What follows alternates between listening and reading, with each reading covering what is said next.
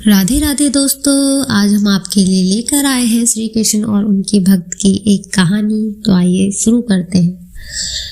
तो ये कहानी है श्री कृष्ण की एक सीधी सादी भक्त की, जिसका नाम कर्माबाई था। वो अपने पिताजी के साथ राजस्थान में रहती थी। वो बहुत ही गरीब परिवार से थी और वो श्री कृष्ण की बहुत बड़ी भक्त थी। उनके पिताजी उनसे बड़े भक्त थे, लेकिन जो कर्माबाई थी वो बहुत ही सीधी सादी थी। एक दिन उनके पिताजी को कहीं जाना था, तीर्थ यात्रा पर। उन्होंने कर्माबाई से बोला, कर्मा, मैं कहीं जा रहा हूँ, तो तीर्थ यात्रा पर जा रहा हूँ, तो मेरे पीछे श्री कृष्ण का ख्याल रखना और उनको भोग लगाना। कर्माबाई बोलती हैं, ठीक है पिताजी, आप तीर्थ यात्रा होकर आइए, मैं तब तक श्री कृष्ण का अच्छे से ख्याल रखूंगी। उनके पिताजी घर से निकल जाते हैं। अगली सुबह होती है, कर्माबाई उठती हैं। उनको इतना विधि विधान आता नहीं था, वो बहुत ही सिंपल सीधी सादी औरत थी। तो वो उठती हैं सुबह को और बिना नहाए धोए रसोई में जाती हैं और श्री कृष्ण के लिए खिचड़ी का भोग तैयार करती हैं, जो कि जल्दी भी बन जाता था। वो तैयार करती हैं और श्री कृष्ण के पास लेकर जाती हैं और बोलती हैं, प्रभु, मैंने आपके लिए भोग बनाया है, तो आइए खाने। और श्री कृष्ण भी उनका इतना सीधा और सरल भक्ति भाव देखकर पिघल जाते हैं और वो आते हैं।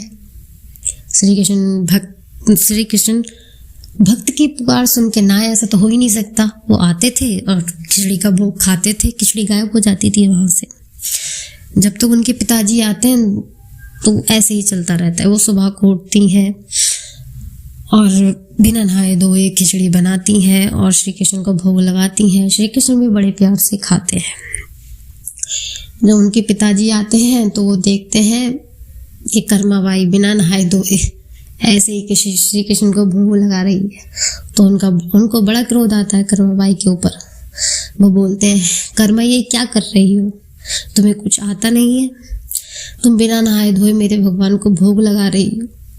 उनको लगता है बहुत बड़ा पाप हो चुका है और उनको बोलते हैं कि कल से तुम नहा धोकर और पूरे विधि विधान से प्रभु की सेवा करना, प्रभु को भोग लगाना। अगले दिन कर्माबाई उठती हैं, नहाती धोती हैं, रसोई झाड़ू चौका सब करके फिर नहाती धोती हैं और प्रभु का भोग बनाती हैं। और वो लेट हो जाती हैं, मतलब कहाँ तो पहले वो सुबह दे देती थी, उस टाइम पे भोग लगाती हैं तो वो लेट हो जाता है। तो श्री कृष्ण के सामने जब रखा जाता है भोग तो प्रभु नहीं आते और जो कर्माबाई के पिता थे वो बड़े दुखी होते हैं। तभी एक आकाशवाणी होती है।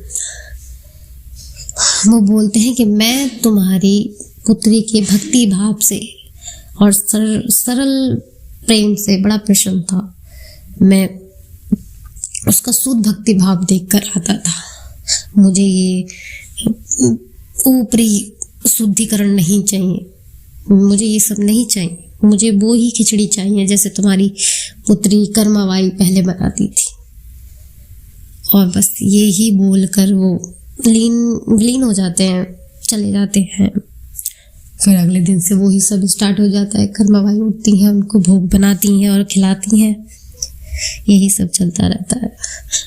आप कमेंट में बताइए आपको ये स्टोरी कैसी लगी।